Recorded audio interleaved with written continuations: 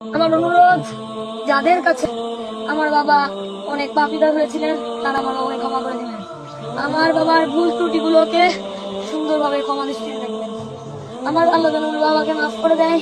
আমার বাবাকে দোয়া করবেন আমি যেন বড় হতে পারি এবং আমার পরিবারকে যেন আমি দেখতে পারি, এই সম্পর্কে দোয়া করবেন। অনেক অল্প বয়সে আমি আমার বাবাকে হারিয়েছি, এটি একটি শোক হিসেবে আমার অন্তরে কাজ করবে। আমিন।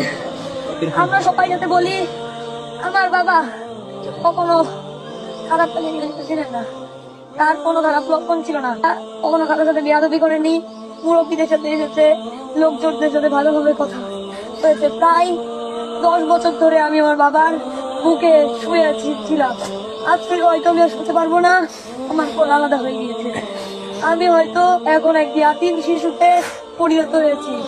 আমার এখন কোনো ফর্ম পূরণ করতে গেলে আমার বাবার নাম মৃত এমডি, আপনার সেটা নয় লিখতে হবে।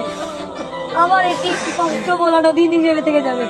আমার বাবা অকাল মৃত্যু করে আপনাদের কাছে ক্ষমা দিতে চাইবো। আমি আমার বক্তব্য এখানে শেষ করছি। আসসালামু আলাইকুম।